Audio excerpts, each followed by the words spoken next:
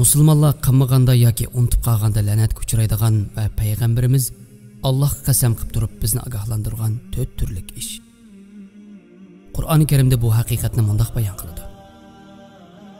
Ular o'zlari qilgan yomon ishlardan bir-birini to'smaydi. Ularning qilmishlari nima degan yomon? Koinotning faxri suyumlik payg'ambarimiz bu oyatni mundaq tafsirlaydi. Bani Isroil orasida dindan chetnash tunji qatim mundaq boshlangan. Bir odam yana bir odam bilan ko'rishib, "Man qarg'ina, Allohdan qo'rqqan. Qiladigan ishingni tark etgan. Chunki bu senga halol emas", deydi. Lekin atisi o'xshash ishni qilayotganda u odam bilan yana ko'rishadi. Va o'zini qilayotgan yomon ishdan to'smaganga o'xshash u kishi bilan yeb ichib tomosha qilishdan shundaqla yanada bo'lishdan tortinmaydi. Ular mushunda qilgan siri Alloh taolo ularning qalbini o'xshash qilib qo'ydi. Suyumlik payg'ambarimiz bu hadis sharifning oxirida ummatini mundaq ogohlantirdi. Yo'q. Alloh bilan qasamki, bir kishi yo yaxshilikqa buyurib, yomonlikdan to'sadi. Zolimning qo'lini tutib, zulmini to'xtatib, uni haqiqat tarafga yetaklaydi. Unda qilmaydi ekansizlar, Alloh qalbinglarni bir-biriga o'xshash qilib qo'ydi. Ondan Bani Isroilga la'nat qilganga o'xshash sizlarga ham la'nat qiladi. Yaxshilikqa buyurib, yomonlikdan to'sish vazifasini tark etishning Janobi Allohning qanday g'azablantirganligi yana bir hadis sharifda mundaq bayon qilindi. Alloh farishtalardan biriga "Paloni shaharni xalqining ustiga dumkum tirvatgan" deb vahiy qildi. Farishta "U yerda senga ko'z yumib echilg'uchi bo'lganchilik oraliqdimi isyon qilmagan bir bandang bor" deydi. Janobi Alloh shaharni uningmi boshqalarning ustiga dumkum tirvatgan.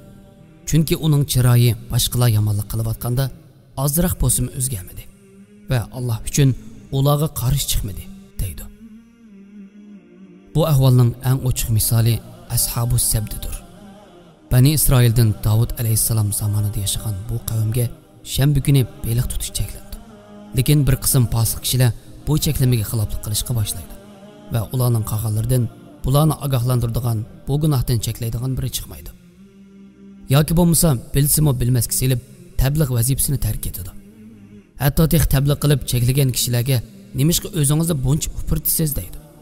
Azroq bo'lsa-mu tabliğ qilganlar ularga javoban ularni qilayotgan yomon ishidan voz kechtirish. Voz kechmagan taqdirdami Rabbimizning oldidagi vazifamizni o'rindash uchun shunday qilamiz deb javob berdi. Oxirida ilohiy g'azab yuz berdi va azob tushganda shunisi aniq bo'ldiki, faqat cheklamaga xiloflik qiluvchilar emas, ularni ogohlantirmaganlarga o'xshashla maymunga o'zgartirib etilgan edi. Ondan hammasi halok bo'lishdi. Yaxshilikqa buyurib, yomonlikdan to'sish vazifasi payg'ambarimizdan burungi payg'ambarlarning kitoblarida yozilgan bir vazifadir.